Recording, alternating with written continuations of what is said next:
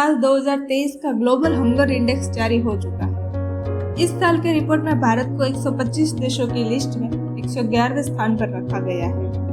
Index के according Bharat अपने neighbour country Pakistan, Sri Lanka, Bangladesh और नेपाल से भी पीछे रह गया है। इस बार के रिपोर्ट में भारत की स्थिति 2022 के रिपोर्ट के मुताबिक और ज्यादा खराब हो गई है, क्योंकि 2022 में टोटल 121 देशों की तुलना में भारत 107वें स्थान पर था। इसलिए 2022 की तुलना में 2023 में भारत 4 स्थान पीछे जा चुका है। इसी के साथ ही बहस और विवाद शुरू हो गए हैं, क्योंकि भारत सरकार ने रिपोर्ट को नकार दिया है। साथ ही भारत सरकार ने रिपोर्ट बनाने के तरीके और पिलर्स पर भी सवाल उठाए हैं।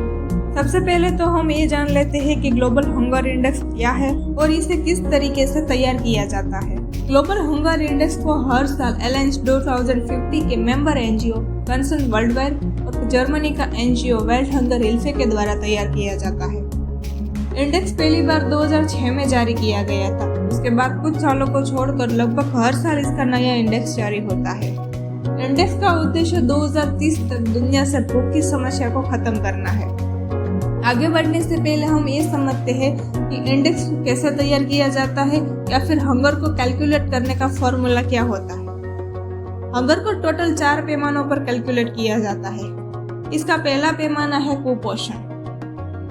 कुपोषण को कैलोरी इंटेक के आधार पर तय किया जाता है, यानी देखा जाता है कि आबादी के कितने परसेंटेज हिस्से को कम कैलोरी वाला खाना उपलब्ध होता है। दूसरा पैमाना है चाइल्ड वेस्टिंग।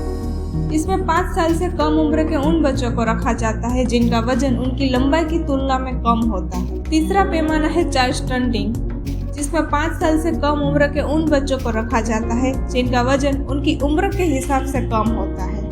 चौथा पैमाना है चाइल्ड मोर्टालिटी, यानी कुपोषण के कारण 5 साल से कम उम्र के बच्चों के मरने का दर।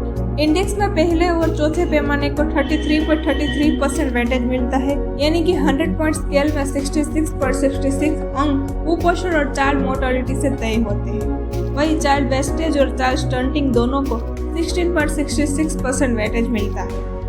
इस तरह 100 में से सभी देशों का स्कोर तय किया जाता है और स्कोर के हिसाब से कंट्री की रैंकिंग तय होती है।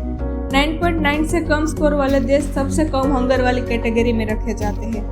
20 से 34.9 स्कोर वाले देशों की स्थिति को गंभीर माना जाता है, जबकि 50 से ऊपर की स्कोर को बेहद खतरनाक बताया जाता है। इंडेक्स के रिसेंट रिपोर्ट की बात करें तो भारत की रैंकिंग खराब करने में चाइल्ड वेस्टिंग का सबसे बड़ा योगदान है। रिपोर्ट के अनुसार भारत में चाइल्ड वेस्टिंग का दर 18.7% है, जो दुनिया में सबसे ज्यादा है। इसका मतलब ये हुआ कि भारत में 5 साल से कम उम्र के ऐसे बच्चे सबसे ज्यादा है जिनका वजन उनकी लंबाई के हिसाब से कम होता है।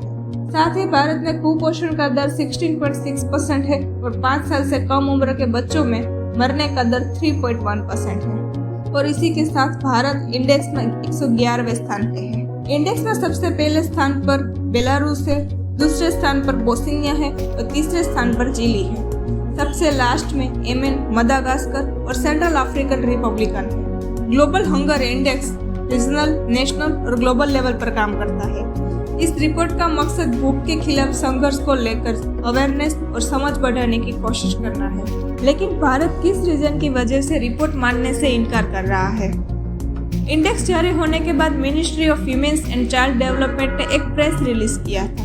उसमें कहा कि गलत जानकारी देना ग्लोबल हंगर इंडेक्स का हॉलमार्क बन गया है। मिनिस्ट्री का कहना है कि इंडेक्स के 4 में से 3 पैमाने बच्चे से जुड़े हुए हैं। ऐसे में डेटा पूरे देश के लोगों की बात नहीं कर सकता। रिपोर्ट में सबसे इम्पोर्टेंट इंडिकेटर पॉपुलेशन में कुपोषण का जिक्र किया गया है। मिनिस्ट्री का कहना है कि पोल सिर्फ 3000 सैंपल के आधार पर तय किया गया है। इसे सही नहीं माना जा सकता। इंडेक्स के 2 बड़े इंडिकेटर स्टंटिंग यानी दुबलापन और वेस्टिंग यानी बोनापन है। ये एक कॉम्प्लेक्स प्रोसेस से निकाले जाते हैं।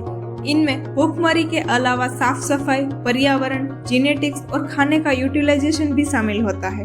अब हम ये समझते हैं कि भारत में हंगर प्रॉब्लम को कैसे सुधारा जा सकता है।